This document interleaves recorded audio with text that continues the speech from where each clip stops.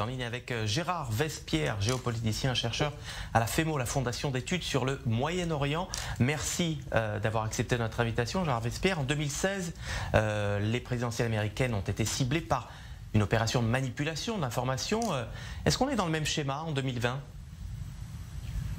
Il n'est pas impossible que le schéma se reproduise, mais la situation est complètement différente. Donc là, il s'agit d'abord d'une information émise par le directeur du renseignement, n'est-ce pas? D'après ce que je sais, ce n'est pas le FBI qui a révélé l'information, mais le directeur du renseignement. Le directeur du renseignement, c'est un homme politique. Il fait partie du gouvernement américain. Ce n'est ni le patron de la NSA, ni le patron de la CIA, ni le patron du FBI. Ce que vous êtes en train de nous dire, Gérard Vespierre, c'est qu'on manipule la manipulation aux États-Unis, c'est ça?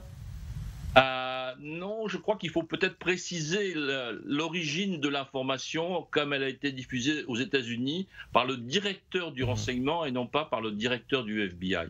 Enfin, c'est un petit détail, mais c'est un homme politique, le directeur du renseignement, qui est collaborateur de Donald Trump. Donc là, on est dans la situation politique pour une situation électorale, éminemment politique, bien sûr.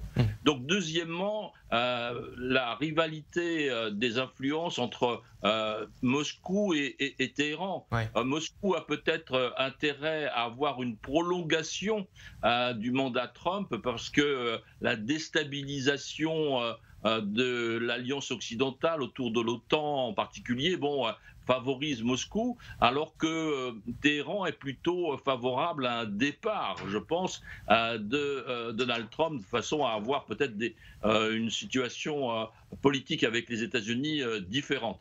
Donc, voyez-vous, on est dans des situations un petit peu étonnantes, et le fait de dire que ces messages sur les réseaux sociaux s'adressent aux électeurs démocrates pour qu'ils votent républicains, cela paraît un petit peu étonnant, car le problème actuel des républicains, ce n'est pas le camp démocrate, c'est surtout le manque d'électeurs à l'intérieur du camp républicain. De la base électorale républicaine. Et puis on peut se poser la question aussi sur les moyens, la capacité ou les moyens cybernétiques de l'Iran à interférer dans cette campagne présidentielle.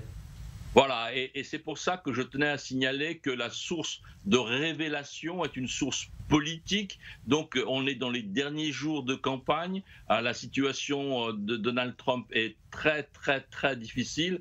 Donc on fait feu de tout bois. Donald Trump a fait à nouveau a créé un événement avec la chaîne CBS il y a, je crois, 24 heures. Donc voilà, on est dans les dernières cartouches. On est un petit peu dans l'affolement, si je peux me permettre, on est dans la tension, on fait donc feu de tout bois.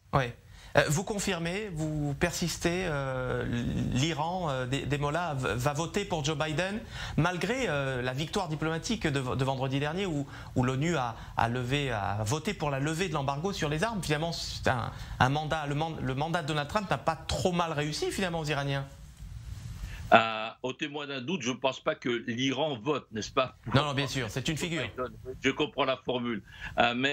Donc, ils sont effectivement à la recherche d'une ouverture politique. Celle qui s'est produite sur les armes il y a quelques jours était déjà inscrite dans les accords de 2015. Donc, ce n'est pas une révélation, ce n'est pas un coup gagnant, c'est la conclusion des écrits de 2015. Et en conclusion aussi, il est bien évident que l'armement iranien n'a pas besoin d'importation particulière actuellement. Je pense que les Iraniens ont tout ce qu'il faut sous la main.